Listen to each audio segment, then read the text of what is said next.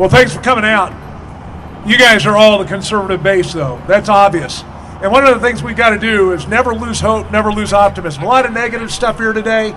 We got to talk about that, don't we? I mean, one of the ways to yank ourselves out of complacency is to let ourselves know what's going on in the country and what we got to do to change it. But there are some optimistic things, too, that we want to get to today, because I want to motivate you in ways that you haven't motivated before. One of the things, I see two people standing up here right now. This is not an endorsement of Donald Trump. But one of the things that Donald Trump has done is he's raised to the dialogue a number of issues that are facing everyday Americans, like immigration, illegal aliens, the issue of exporting jobs out. Those are all things that Americans as a whole are 100% on our side, right? The majority of Americans are against illegals being within our borders. It doesn't matter whether you're Republican, Democrat, or in the middle. That's a fact. The majority of Americans, they don't want to see our jobs exported. They want us to make America great. There's no doubt about it. That's what we all want. But there are a lot of these forces, kind of from the top down, that are tamping us down. And we got to ask ourselves why. I mean, why do we have a president, for example, that's out there supporting jihadists overseas? How many people have friends that are in the military or family in the military? Almost all of you. Lots of veterans out there too. You know, I talked to a veteran, this was several months ago, who had been deployed 7-8 times. And he looks back at what he did in Iraq and Afghanistan, and he just shakes his head. It's like, what in the world did we do there? What about all my buddies that got wounded, that got killed? We now have jihadists in control effectively of Iraq. Look at what's going on in Syria, for crying out loud. I mean, you got the Russians putting down, these radical groups that are killing Christians, while our administration is trying to protect them. Look at Libya. It's just an absolute nightmare. It's a disaster. It's another area where Americans are on our side. Now, Islam, this whole political correct movement, it drives me absolute wacko. I mean, you talk to the guy and the gal on the street, and you ask somebody, hey, do you think it's wrong to call people that live in the United States Americans? Well, guess what? At American universities, it's now wrong to call ourselves Americans, because you might offend the people in South America. I mean, that's just one of many things. How about grown men dressed as women using bathrooms that your little girl's in? Where do you think Americans are on that? The vast majority of Americans are on our side. They don't sit back and agree with the establishment. And so you got to ask yourselves, why are we where we're at today? Well, there's a train of thought. It's because we've compromised. We've decided in our voting, you got a Republican, you got a Democrat, you got to vote for that Republican, even if that Republican trashed your candidate, even if that Republican is out there doing something against freedom.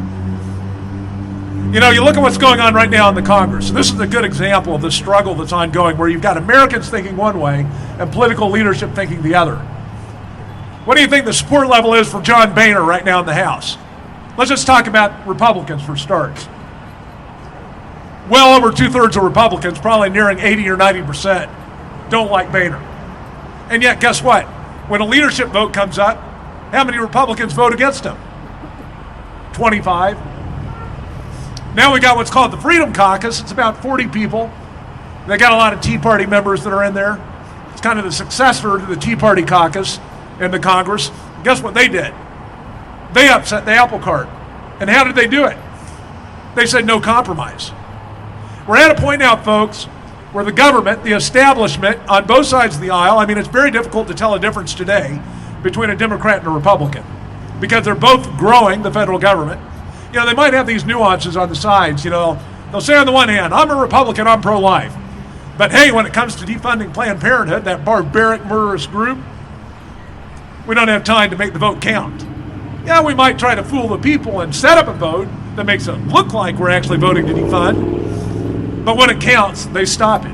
I mean, the House, what does the House do? What's its constitutional duty? It's appropriations, right? But what do we let ourselves do? We get snookered into this Republican leadership lie that you got to do whatever the president wants. That the president himself dictates appropriations. And that if you don't do what the president says, well, by golly, you're shutting down government. It's those dirty House Republicans. Forget about that thing, the Constitution. Of course, we don't think much about the Constitution anymore at the ruling class level, do we? I mean, just think about what John Roberts said about Obamacare the other day, a couple of months ago. Remember that decision about whether or not we're going to continue those federal subsidies? And there's this question in the case about what the meaning of these words were. State exchange. And the Supreme Court, under Justice John Roberts' decision, said state exchange means not state exchange, it means state or federal exchange.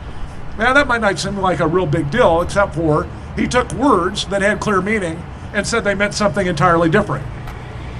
And that kind of violence to the Constitution leads to all sorts of violence in other areas. We're a constitutional republic. Now, we're here talking about Second Amendment. How is that preserved? Well, the Second Amendment in the Constitution, it guarantees our right to bear arms, to possess arms. And we know why, because we're the fourth branch of government. It's to threaten tyranny. We're the checkmate on a tyrannical government because we have the right to defend ourselves. But if we approach the Constitution as being something that means nothing, then it creates all of these other concerns and these violences to our government and the way that we do things, the way that we're led. And it's the reason, again, why we can actually tolerate, why we actually have people that say the House Republicans shut down the government, because we forget all about what the Constitution says, and that is appropriations originate out of the House. Now, I promised you today, I'm not going to spend a lot of time talking, except for I want to leave you with motivation and optimism. This country, I mean, the reason that you've got Trump where he's at today is because people are sick and flippin' tired of the establishment and ruling class on both sides of the aisle. This is not a minority position. This is a majority position in this country. The majority of Americans, 63% of Republicans, are sick of the Republican Party. A majority of Democrats are sick of the Democratic Party. They're sick of being ignored. They're sick of saying no more exporting American jobs. They're sick of saying that it's okay to bring in, through H-1 visas, millions of foreign workers where American workers train them for their own replacements. And the Congress says it's okay because we're gonna go ahead and do some sort of welfare job training plan. We'll go ahead and pay the American workers that lost their jobs. Create more American dependent, more public dependency. It's not what we want. It's not what anybody wants. It doesn't matter whether you're Republican or Democrat. And those numbers are growing. They are not shrinking. The reason they're growing is because you have the establishment that won't back down. Now, remember that Freedom Caucus I was just talking about? Those 40 people that forced Boehner out effectively? Well, now Boehner says he's staying. Why? Well, because the Freedom Caucus actually had success in the fight against McCarthy, who was just another Boehner lookalike. Now they're saying, we'll do Paul Ryan. Well, everybody knows where Paul Ryan's at. He's with the establishment. He's going to do whatever he's told. We've got to push back against that too. And people understand that if we don't continue to push back, if the establishment gets its way, it's going to be more of the same, more deficit spending, more government dependency, and more loss of your rights. I don't know how many of you remember a couple of years ago when I was here, I've said freedom is a zero-sum game. The more that we expand government, as it's been expanded under both Republicans and Democrats, the less freedom you have. And this is the government, it's not just a dependency issue. This is the government with technology that is expanding dramatically in its ability to control and oversee what you do. Most of you heard about the surveillance state. That ain't going away. It's actually getting worse. Government has an incredible opportunity and ability to understand what you're doing, where you're going. We heard about the license plates from David. The reality is, I was in China a couple of years ago. My vehicle got pulled over because of an automatic license plate reader that determined we were in a region where that license plate or that owner of that vehicle was not permitted to be. And that's what they do on a routine basis in a communist country. And we're following in their footsteps. Some would say we're actually beyond what some of these communist countries are already at. That's our future, folks, unless we push back against it. That's our future unless we do something to stand up on these encroachments of constitutional liberties. But if you just go along and get along, if we decide that we're just going to give or take whatever we're given in elected leadership, that is an absolute failure of an approach, and it's one that's brought us to the point that we're at today. Again, small numbers out here, but the reality is the public is with us. I mean, you look at what happened with that gun thing in Oregon. That's a great example of how Obama says, I'm going to politicize this tragedy. Said it explicitly. I'm going to go out there and I'm going to try to take guns or restrict guns or do something to limit gun ownership as a result of this, I'm explicitly politicizing the event. He goes to Oregon, what happens? You guys see the protesters out? If you didn't see it, go to restoringliberty.us. We've got the story up there. Picture of people protesting, signs, Obama go home, more guns, less crime. People understand, in fact, gun ownership. September was the #1 month in American history for new gun purchases. Almost 1.8 million. Background checks, 1.79 million. Some people like me go into a gun store. If you're going to go through the check, you might as well buy 4 or 5 of them, right? So it's probably more like 2 million guns. By the way, 300 Blackout, that's my next acquisition. You know, it's a subsonic round, or can be, shoots on an AR frame, piston driven. There are all sorts of neat toys out there, folks. So there's all sorts of, you know, maybe your spouse isn't real excited about it. But I can tell you the demand for guns is going up. So if you want to invest in something that's going to have a return, you know the establishment wants to take your guns.